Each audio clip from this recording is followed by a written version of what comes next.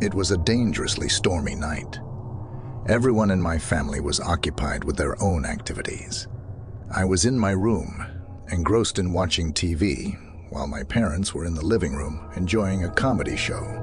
Upstairs, my sister was engrossed in playing video games. I typically found solace in stormy nights like this, as they had a calming effect on me. However, that sense of calm abruptly shattered when a deafening bang echoed against my window. Instantly, I sprang up to see what was happening outside. There, I discerned a figure outside my window, yet the heavy rain veiled his features in obscurity.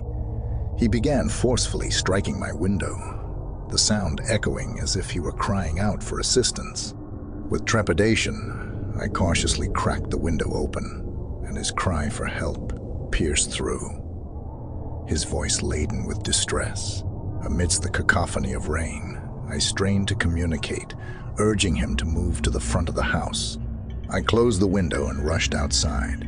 Entering the living room, I hastily informed my father about the distressed man outside, beseeching for aid. Suddenly, a series of knocks and pleas for help resounded at our front door.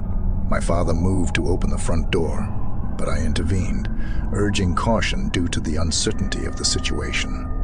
Just then, the phone rang and the TV revealed our next-door neighbors. Caller ID. My father swiftly answered the call, and I overheard him utter an expletive in disbelief. Instinctively, I knew something was amiss. He disconnected the call, instructing us to steer clear of the door. He didn't elaborate. Instead, he went to the window, cautiously peering outside. He recounted seeing a man crouched by the front stoop, forcefully pounding the door, brandishing a menacing tool, raising his voice. My father commanded the man to leave before the authorities arrived. Subsequently, he contacted the police. The tense standoff persisted for a while, until the man finally relented and vanished. When we later checked, my father spoke with a neighbor on the phone, who disclosed witnessing the same man rummaging through his shed, wielding a large chopping axe. The police eventually apprehended the agitated man wandering the streets. The incident was reported in the newspaper a few days later.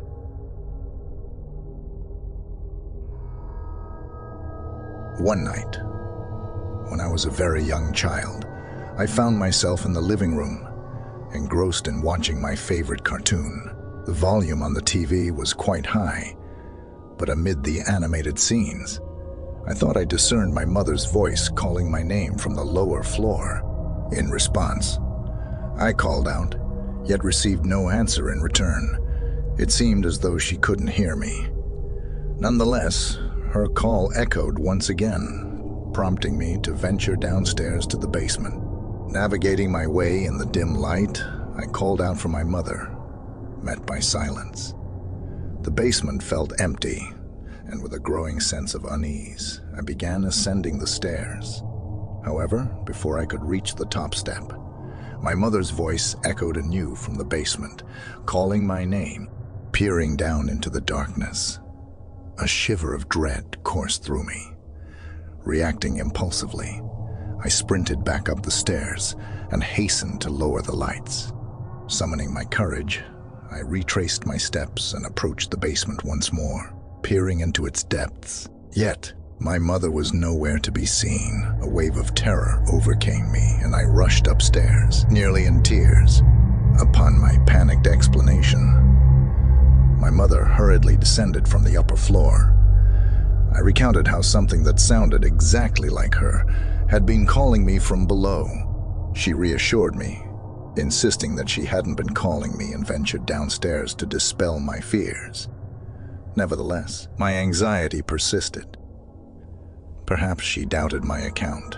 Understandable, given my young age. But to this day, I remain certain of what I heard that night, even if it defies explanation.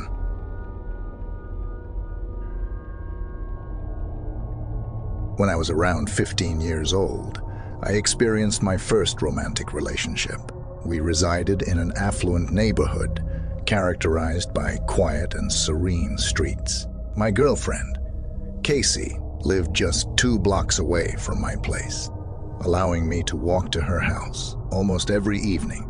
One Thursday night during a break, when I had no particular plans, I decided to head over to Casey's house. It was already quite late, but curfew wasn't an issue for me. As I embarked on my walk, I gradually began to sense peculiar noises around me, primarily emanating from behind. The first instance involved the faint rustling of a nearby bush. I glanced over briefly without pausing, opting to quicken my pace instead. By the time I reached the next block, I heard yet another sound, akin to the snapping of a twig or a small stick.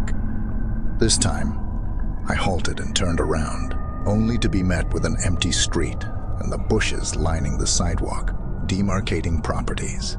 These bushes created a sort of barrier between the street and the homes. I couldn't spot anyone or anything that might explain these eerie sounds. I increased my speed even further, knowing that I was almost at Casey's house. However, the unsettling sounds persisted. This time, I discerned what sounded like light, hurried footsteps.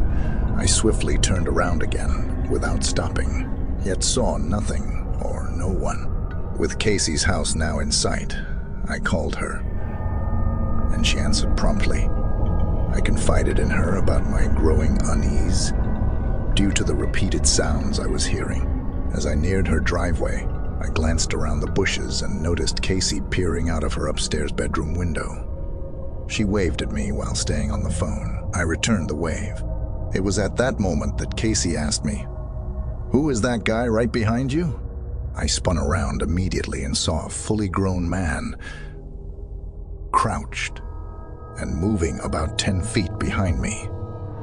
In a state of shock, I let out a scream and dashed towards Casey's door, pounding on it frantically. The man attempted to grab me and apply some sort of headlock, but he released his grip and swiftly retreated. Casey's mom swung open the door, her expression filled with concern. She ushered me inside. Slamming the door shut, Casey joined us, and I was breathless, my heart racing as if in overdrive. Casey's mom embraced me and posed a few questions. She then contacted the police to report the presence of a dangerous individual in the area. Given the circumstances, Casey's mom offered for me to spend the night at their house. The next day, she drove me back home.